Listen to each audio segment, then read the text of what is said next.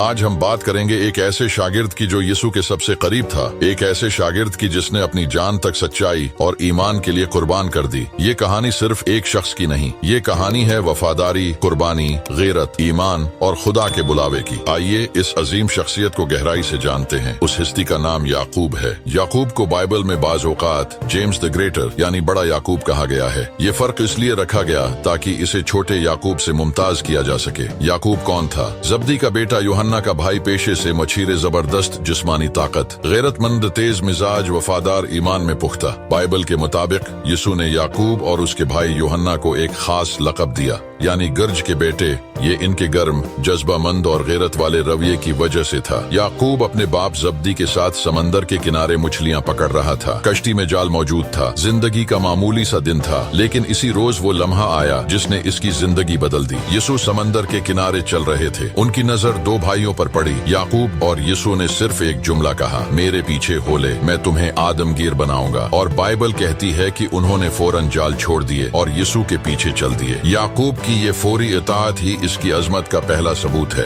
یسوع کے 12 شاگرد تھے، لیکن ان میں سے صرف 3 یسوع کے بالکل قریب تھے، پطرس، یعقوب اور یوحنا۔ یہ 3 شاگرد اندرونی حلقہ کہلاتے تھے۔ ان تینوں کو یسوع نے وہ واقعات دکھاتے تھے جو باقی شاگرد نہیں دیکھ سکے تھے، جیسا کہ یائر کی بیٹی کو زندہ کرنا۔ جب یسوع نے ایک لڑکی کو مردوں میں سے زندہ کیا، یسوع صرف 3 شاگردوں کو ساتھ لے کر گئے، پطرس، یعقوب اور یوحنا۔ یسوع کا پہاڑ پر جلال میں تبدیل ہونا، یہ وہ لمحہ تھا جب یسوع اپنی آسمانی شان میں ظاہر ہوئے۔ موسیٰ اور ایلیا ان کے ساتھ ہم کلام ہوا تھے۔ یہ منظر صرف یعقوب، یوحنا اور پطرس نے دیکھا۔ باغی گتسمنی کی رات۔ گرفتاری سے پہلے یسوع نے صرف انہی 3 شاگردوں کو اپنی آہ وزاری کے قریب ہونے دیا، یعنی یسوع کے دکھ کے بھی یہ قریب ترین گواہ تھے۔ یعقوب ایک جذباتی، تیز اور غیرت مند شاگرد تھا۔ بعض واقعات یہ خوبی اور بعض میں یہ کمزوری بن جاتی تھی۔ جب سامریوں نے یسوع کا استقبال نہ کیا تو یعقوب اور یوحنا نے کہا، کیا ہم آسمان سے آگ نازل کروا دیں کہ انہیں جلا ڈالے؟ یعنی یعقوب کا مزاج سخت تھا، لیکن یسوع نے اسے نرمی اور محبت میں تبدیل کیا۔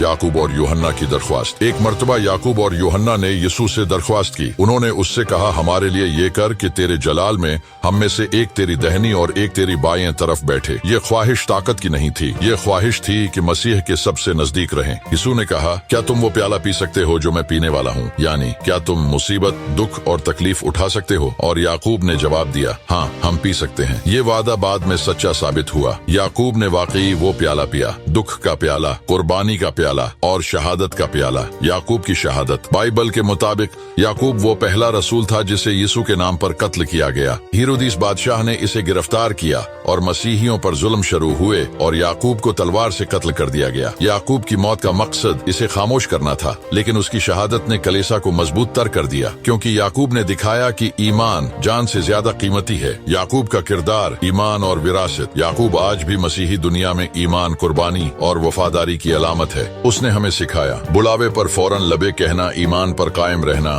یسوع کے قریب رہنے کی خواہش رکھنا، اپنی جان دینا بھی ہو تو پیچھے نہ ہٹنا، غیرت کو صحیح راستے میں استعمال کرنا، مشکل وقت میں یسوع کے ساتھ کھڑا رہنا۔ یعقوب کی زندگی ایک مثال ہے کہ خدا عام مچھیرے کو بھی عظیم رسول بنا سکتا ہے۔ یعقوب کی زندگی ہمیں ایک پیغام دیتی ہے کہ خدا جسے چن لے اسے دنیا روک نہیں سکتی۔ یعقوب کی کہانی محبت، قربانی اور وفاداری کی کہانی ہے۔ خدا کرے کہ ہم بھی اس کی طرح وفادار رہیں اور یسوع کے قریب رہنے کی خواہش کبھی کم نہ ہو۔ آمین۔ اگر ویڈیو اچھی لگی ہو تو اسے لائک کریں۔